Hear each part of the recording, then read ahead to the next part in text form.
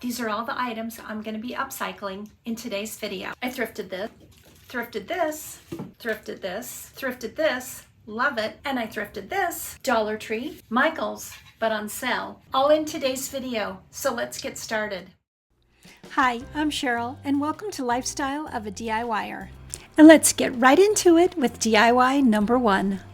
I'm going to take this Bundt Pan and Modern Masters Metal Effects in Rust. I just love rusty and crusty, and we're going to turn this Bundt Pan into a rusty, crusty pumpkin. There's 3 easy steps to get this rusty look, and the first one is the primer. And we're going to do 2 coats of primer, waiting 30 minutes between each coat.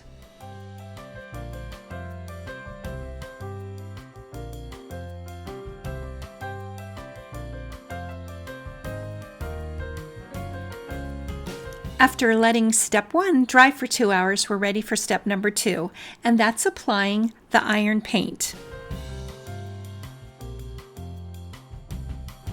We're going to let it dry for 30 minutes and then apply the second coat.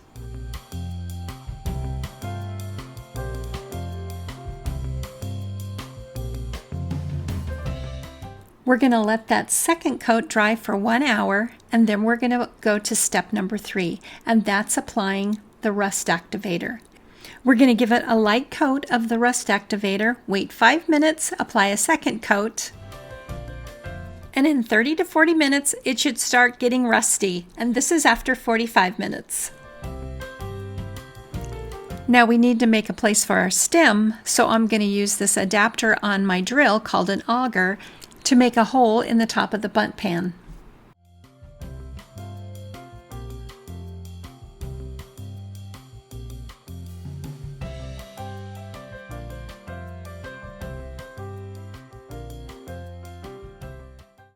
I'm using the IOD mold, He Loves Me, for the leaves for the top of the pumpkin. And I'm using Crayola air dry clay.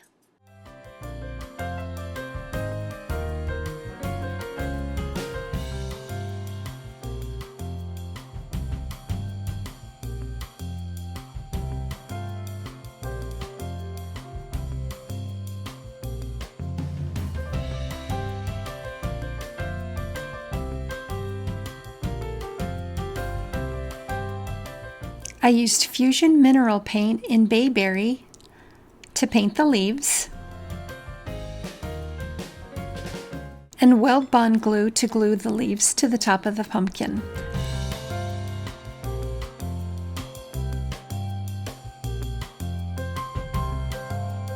I forgot to mention that I painted the stem in sage, and I spray painted that.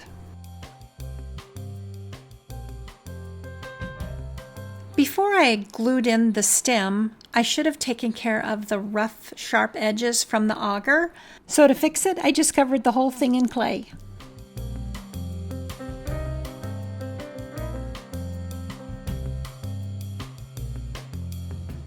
I painted the leaves while the clay was still wet. I think it helps to prevent cracking. But as the clay dries, it sucks up some of the paint, so you really have a lot of touch-up afterwards.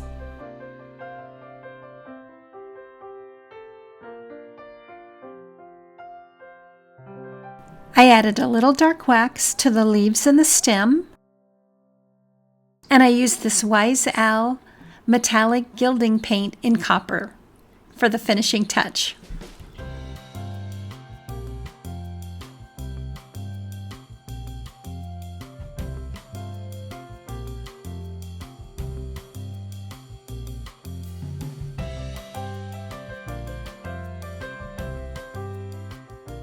And I loved how it turned out, but I wanted to use it in a floral arrangement on my dining room table, so I took the thrifted basket, lined it with saran wrap because I didn't want the Spanish moss to be leaking or shedding all over my table. I put in a piece of styrofoam, and following instructions from the YouTube channel Ramon at Home, I think that's the name, whatever I did on the right, I did on the left. I had an assortment of florals from Hobby Lobby and Michael's, all on sale, some from Dollar Tree, and whatever I did on the right, I did on the left, and I just kept going until I liked the way it looked. Of course, I wanted the pumpkin to be the star of the show. And before I forget, I wanted to throw this picture in here. Having a pair of these is the key to floral arranging and cutting all your stems apart.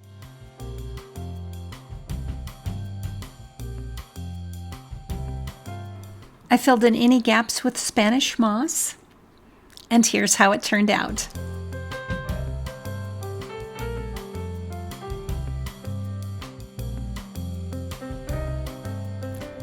It's like an elegant rusty crusty, but let me know what you think. And what about the raffia bow?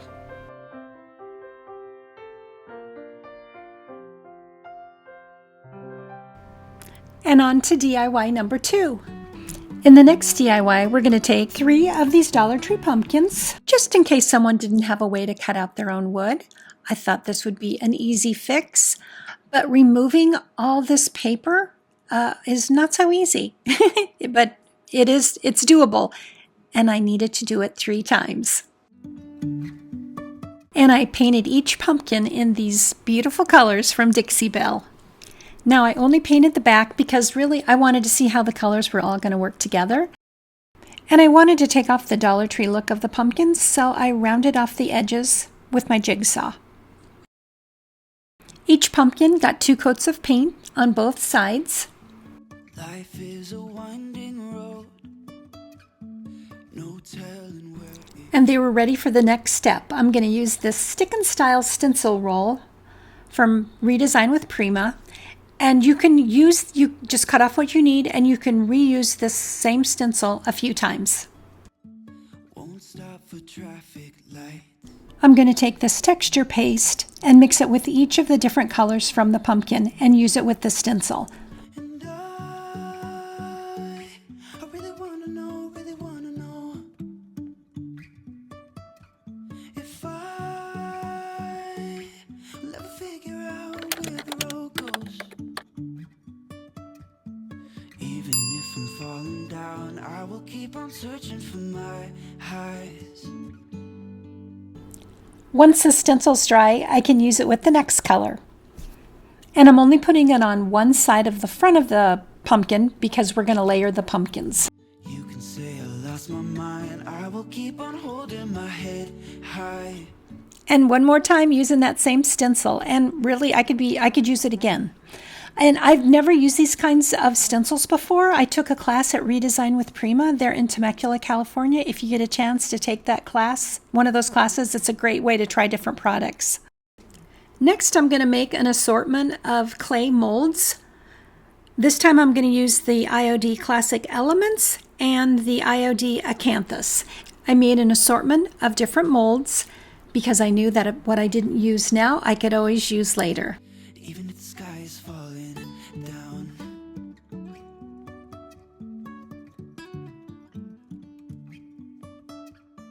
I also used this mold that I got off of Amazon many years ago.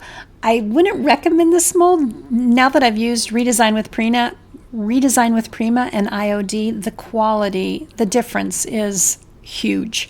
But I had it and I wanted this design, so I used it.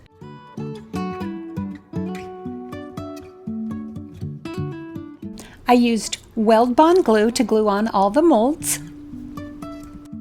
Jumping from cliffs so high, trusting our wings to fly. Sometimes we're crashing down, but we get up and start from the ground. And then I painted them, and once the paint was dry, I applied clear wax.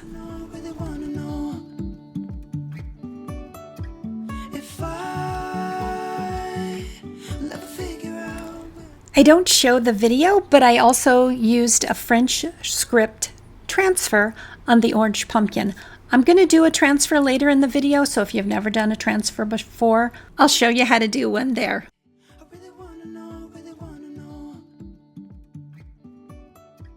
I'm just using my finger sander because I want them distressed before I glue them together.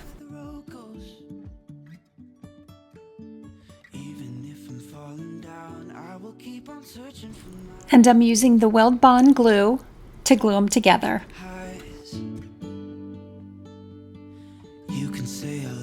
mine. I will keep on holding my head high. Next, I'm going to use the dark wax. I'm also going to go over the raised stencil area because I want to bring out that detail as well. Sky is falling down. And here's how my French Country Dollar Tree pumpkins turned out. Sky is falling down.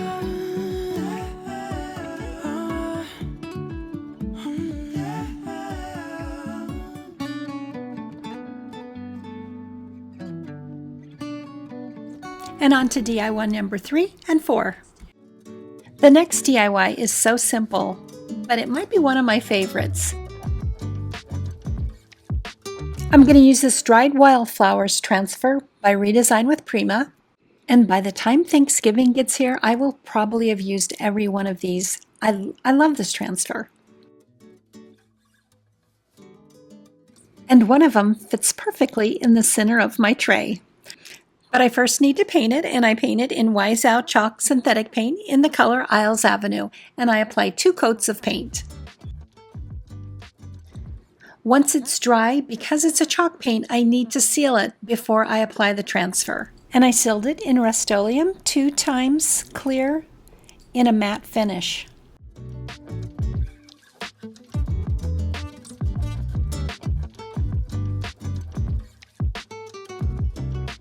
Once I get it sized correctly, I'm going to remove that back paper and apply the transfer to the tray. Once I get it in place, I'm going to take this tool and I'm just going to continue rubbing until the transfer adheres to the tray. The transfer comes with a wooden stick to apply the transfer. I just like using this tool because it covers a bigger area and it transfers a little faster.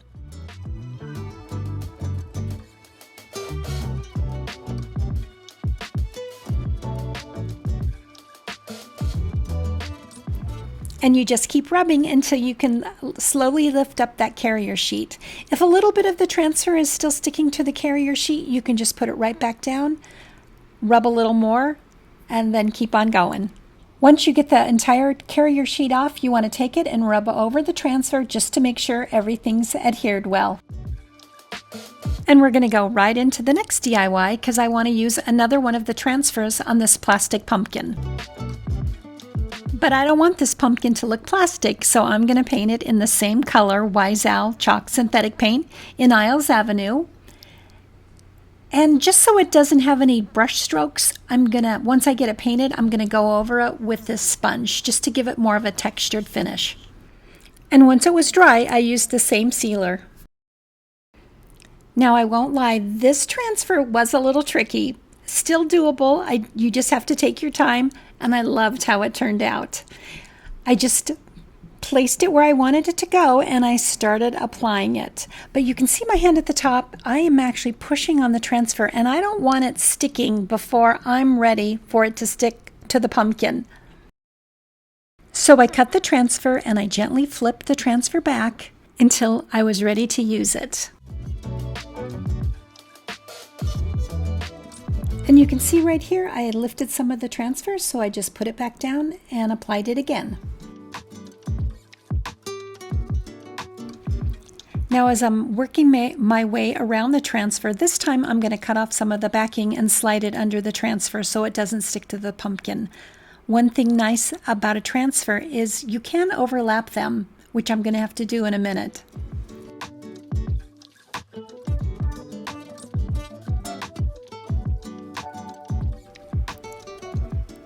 Now I do have this speeded up, but I'm not cutting anything out because I want you to see the whole process. It's definitely doable, but you do have to kind of do some tricky steps to get it down. If you've done this transfer before on a pumpkin, I would love to know if you did anything different than I did. And you can see here that my transfer somehow got off-centered and it also didn't meet up quite right, so I just cut it off and then I filled it in with pieces of the transfer.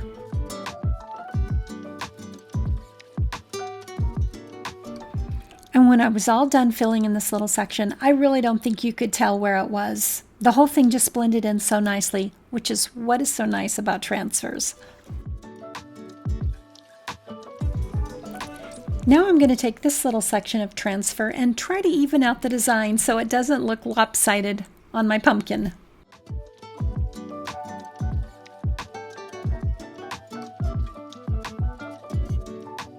And now to add a little dimension to my pumpkin, I'm going to cover it in some white wax, and then I'm going to go over it in some dark wax and emphasize all the grooves in the pumpkin to make it look more realistic. Well, maybe not realistic, but make it not look like a plastic pumpkin.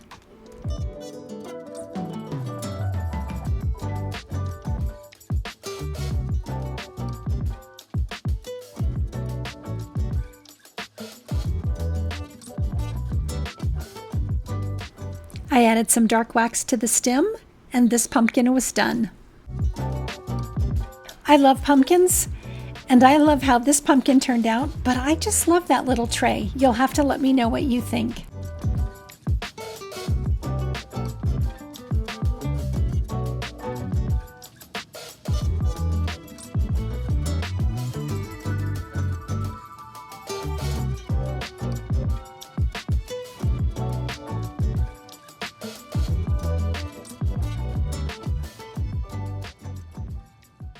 DIY number 5. This next DIY is a fun one. I took this glass dome, probably from a chandelier similar to this, and I turned it into a shabby chic pumpkin. The first thing I did was take some of my Mod Podge, was pretty chunky because I'm almost done with the bottle. I thinned it out with some water, and then I added a little bit of paint because I want to make a translucent glaze to go inside the glass dome. I covered the top of the dome with a baggie and a rubber band so that when I'm swirling around my glaze, I don't lose any of it. Once I got it all coated, I had to let it dry overnight because the glaze was pretty thick. In the morning, I took one of these wood rounds that I purchased from Walmart. I cut it to size because I just wanted it to fit on the top of the glass dome. And this wood, if you can call it that, is so thin you can cut it with a pair of scissors. But it is pretty rough, so then I used my finger sander just to smooth out all the rough edges. The spindle that you see right here, I cut this in half. I wanted to use the top for the stem, and the bottom I wanted to use so that I could wrap twinkly lights around it because I wanted to light up the pumpkin. I used a combination of hot glue and weld bond because I wanted the stem to stick right away because I wanted to start applying the leaves. I made a few more clay leaves, got them painted, and attached them to the wood round while I was still able to shape them because I wanted them to cover the top of the glass dome. I did a little touch up to the leaves, and here's how it turned out. This thing is so stinking cute. However, I didn't make the paint translucent enough so no twinkly lights would show. But I still like the way it turned out, and I think my little nieces will love it. Now for DIY number 6. And on to our second Bundt Pan Pumpkin, but this time we're going to use the Patina metal effects. It starts out the same way as the rust one with 2 coats of primer. And again, we're going to wait 30 minutes between each coat.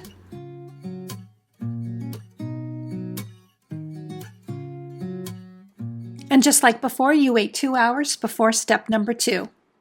But this time we're going to put on 1 coat of the bronze paint.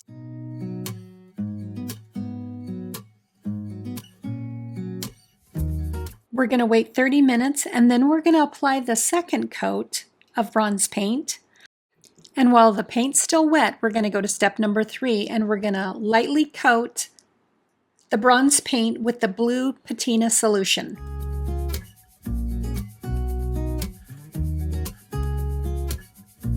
I waited 30 minutes, and this is how it turned out. You'll have to let me know which finish you like the best, the rust or the blue patina.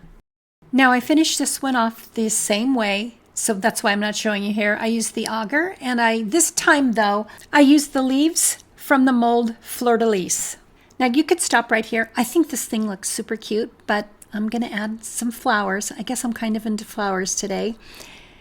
And I just did it the same way. I cut the leaves apart. What I did to the right, I did to the left. And here's how it turned out.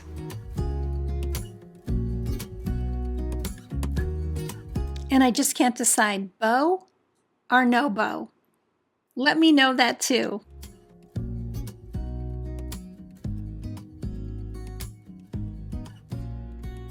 And DIY number 7 goes with DIY number 6. The next DIY is this little wooden crate. Look at all the stuff they had in there. I mean, that has to be like a whole bag. When I finally got it all out, there is a little heart that you can't even see. I removed the heart, but I kept the stick, or that piece of wood that was sticking up. I figure I could always remove it later. I wasn't quite sure what I wanted to do with it yet. So the first thing I did was paint it, because I am going to use some decoupage paper.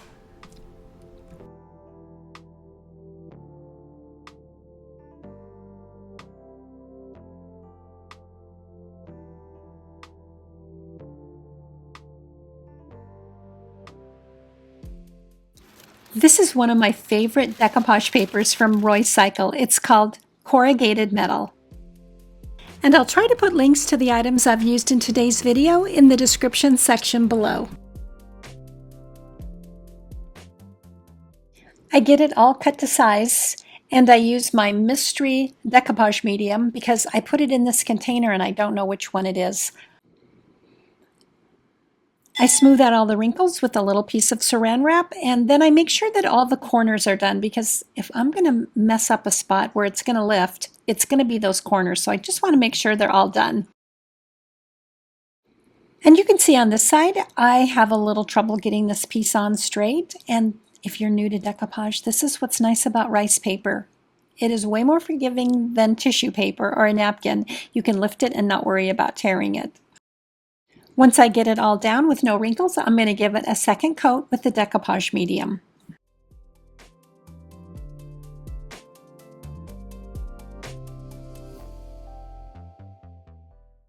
And once it's dry, I'm going to use a snail file to get off all the excess paper.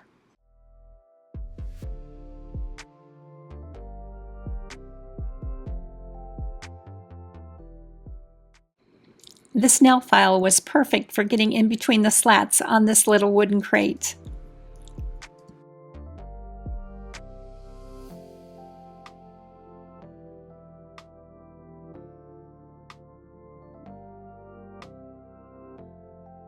I'm going to do a fall floral arrangement in this little wooden crate. And I'm going to use some of that stuffing that I took out at the beginning. And look, you can see how much I have left. It filled the whole bag. I put in a piece of foam, and now I'm going to get my florals ready by cutting them all apart. I get them sorted by the style of flower, and now I'm ready to put my arrangement together. And remember, what I put on the right, I put on the left.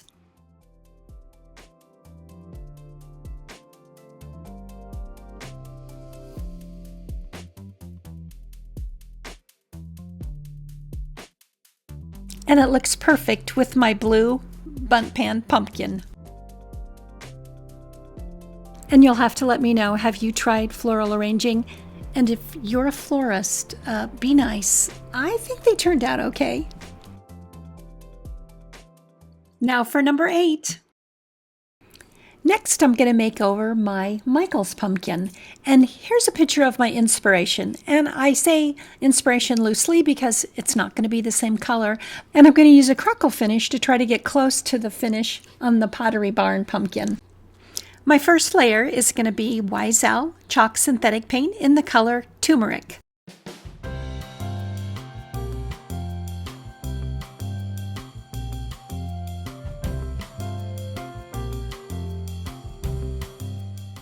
And as you can see, I'm a sucker for any type of crackle finish, but today I'm going to use Elmer's School Glue. Once the first coat of paint dries, I'm going to apply a nice even layer of the Elmer's glue over the entire pumpkin.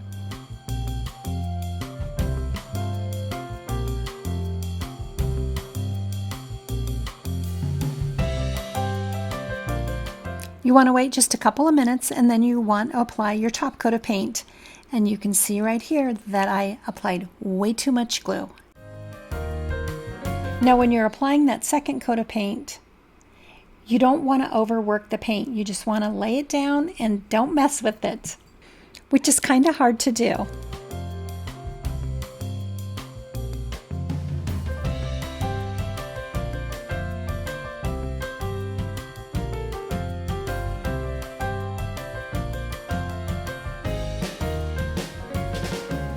And here's how the crackle turns out when you apply too much glue. But you know what? It's just paint and glue, so I'm going to do it again. But I did let it completely dry before I tried it again, and this is what it looked like when the paint and glue was completely dry. So I just went over it with a thinner coat of glue, and then I applied another coat of paint. And it turned out much better, and I was ready to apply clear wax. And then I applied the dark wax, and this is where it really transformed the pumpkin, and I loved how it turned out.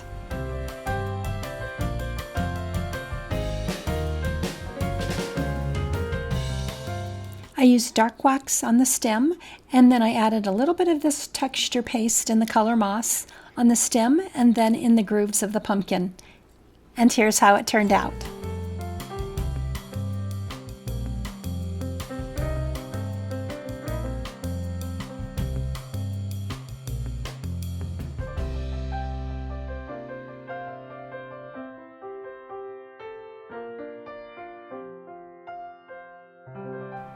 Now DIYs number 9 and 10.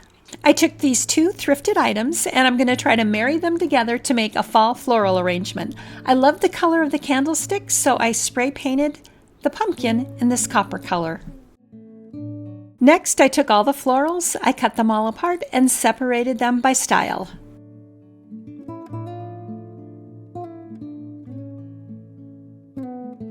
Once I started placing in the florals, I found out quickly that that foam needed to be taped down. So it was nice that I had a friend over. It was great having an extra set of hands to help me tape that floral down. And if you've watched this far, you know the routine. So I'm just going to fast forward to how I put this arrangement together.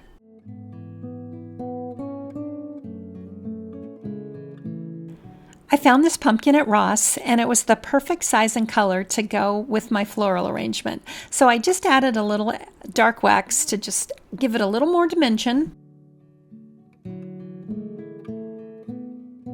I zip tied together a few of the florals to make a ring to go under the pumpkin.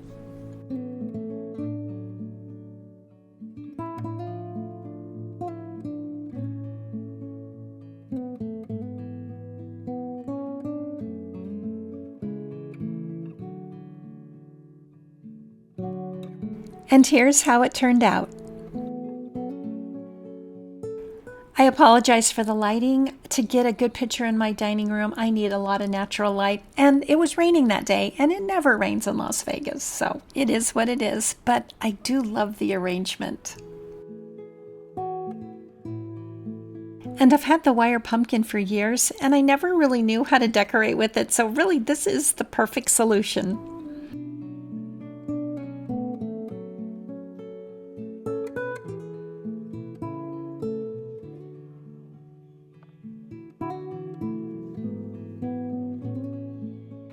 As I mentioned before, I had a friend over, Sharon, and she made a floral arrangement as well. And I want to show you how hers turned out, because she used completely different colors, but it turned out so pretty. And of course, well, here I'm cutting her flowers all apart because she recently had surgery and I needed to do that for her. But then she took over, and this is how she made her floral arrangement. And all of her items came from Hobby Lobby, on sale, of course.